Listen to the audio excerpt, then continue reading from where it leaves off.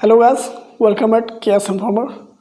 दोस्तों, एक बार फिर राजनीति का बिगुल बजा है। जी हाँ, मैं बात कर रहा हूँ बिहार के चुनाव के बारे में। जैसा कि आप जानते हैं कि बिहार के चुनाव के लिए डेट क्लियर हो चुका है। इस बार अगले 2 महीनों में चुनाव होने वाला है। तो सबसे पहली बात है कि बिहार में अभी 3 ऐसी पार्टियां हैं जो विशेष करके बहुत ही पावरफुल पार्टियां हैं। बीजेपी, जिसकी कमान फिलहाल माननीय श्री प्रधानमंत्री नरेंद्र मोदी और अमित शाह के हाथ में है। बिहार में उसकी अगुवाई वहाँ के बीजेपी के जो जितने भी लीडर्स हैं वे कर रहे हैं। विशेष करके सुशील कुमार मोदी जी कर रहे हैं। और दूसरी सबसे बड़ी पार्टी जो है नीतीश कुमार जी की जदयू, जो फिलहाल उनका अभी राज चल रहा है और ये बीजेपी के साथ में उनका गठबंधन है।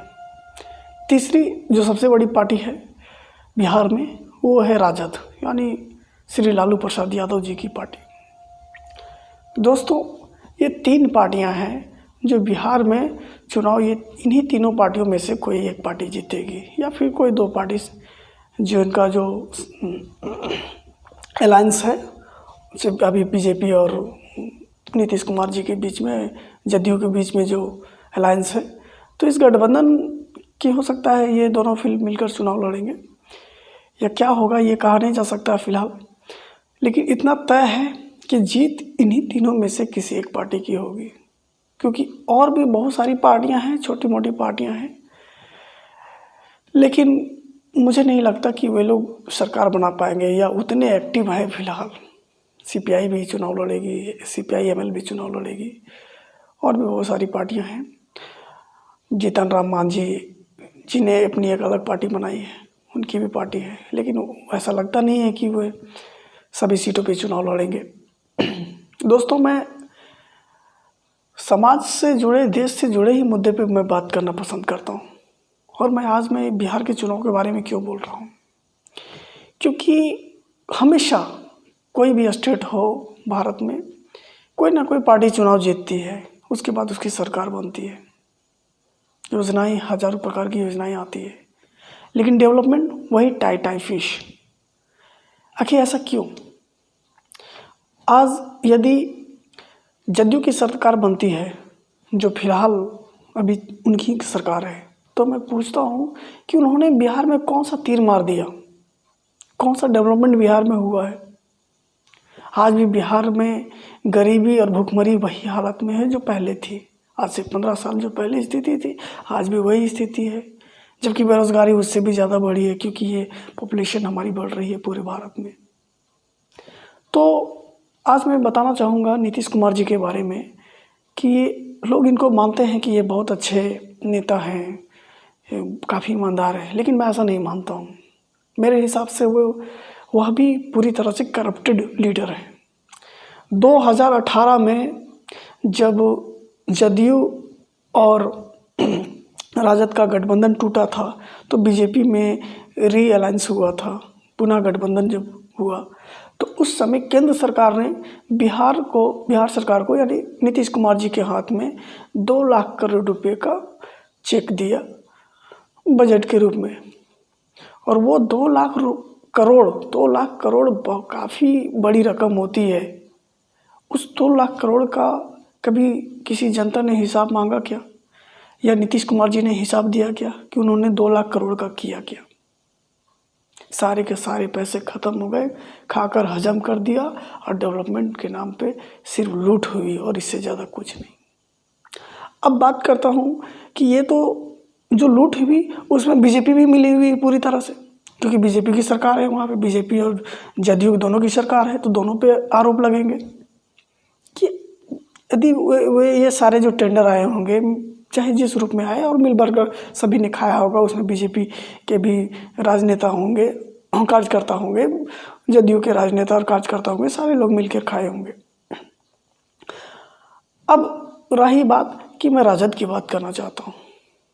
तो जब से लालू जी राजनीति में आए, तो लालू जी ने राजनीति में आने के बाद शुरुआत में सभी ने कहा था कि ये काफ़ी ईमानदार हैं, ठीक है, उनकी जो बोली थी वो काफ़ी कड़क थी, उन्होंने काफ़ी कुछ बदला समाज में, लेकिन उन्होंने किया क्या? लास्ट में वही कहा गया है कि ढाक के 3 पात। उन्होंने भी इतना बड़ा घपला किया कि पूरे बिहार को, उस समय झारखंड भी बिहार में था, बर्बाद करके रख दिया। चारा घोटाला है और भी बहुत सारे, उन पर तो बहुत सारे केसेस पड़े हुए हैं, ठीक है। लेकिन इन सभी चीज़ों में बर्बाद कौन हो रहा है, नुकसान किसे हो रहा है?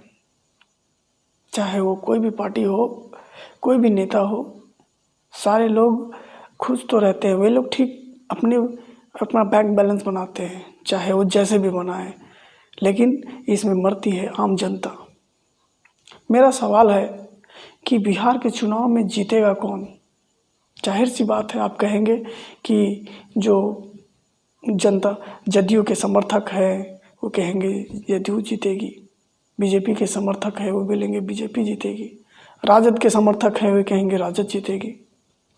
लेकिन मेरा दूसरा सवाल ये है कि इस चुनाव में हारेगा कौन? क्या बता सकते हैं हारेगा कौन? क्या जदयू हारेगी, क्या बीजेपी हारेगी, या राजद हारेगी? यदि इन तीनों में आपका उत्तर कोई एक है तो आप गलत हैं। दरअसल इस चुनाव में यदि किसी की हार होगी तो वह सिर्फ उस आम जनता की हार होगी जिसका राजनीति से दूर दूर तक कोई वास्ता नहीं है। यदि किसी की हार होती है तो सिर्फ आम जनता की हार होगी, बाकी सारे लोग ठीक रहेंगे। कब तक चलेगा इस प्रकार? शर्म आनी चाहिए ऐसे राजनेताओं को। पूरे भारत में आज मैं राजनेताओं को देखता हूँ तो मुझे शर्म आती है। ऐसे लोग सिर्फ जाति, धर्म, भाषा को कंधे पे रख के बंदूक चला रहे हैं, अपनी रोटी सेक रहे हैं। अरे शर्म करो। जो आदमी बेरोजगार है वो किसी एक जाति से नहीं है, किसी विशेष धर्म से नहीं है, वो हर जाति हर धर्म से है। आज युवाओं के सबसे ज़्यादा खराब स्थिति बनी हुई है। पढ़ लिख कर बेरोजगार है, ना खेती करने के लिए पानी है, ना काम करने के लिए काम है, कोई जॉब है। ये सिचुएशन कब तक चलेगी? तो दोस्तों, ये वीडियो बनाने का मेरा एक ही उद्देश्य है कि मैं राजनेताओं को कहना चाहता हूँ कि यदि थोड़ी बहुत भी लज्जा बची हुई है आप लोगों के अंदर, तो सरकार जीतने के बाद में जब सरकार बनती है आपकी, तो डेवलपमेंट कीजिए। जो पैसे मिलते हैं केंद्र से या आपके राज्य में जो पैसे हैं, जो बजट बनाए जाते हैं, उसका सही उपयोग कीजिए। यदि ऐसा आप नहीं करेंगे तो गरीबी दिन प्रतिदिन और बढ़ती जाएगी।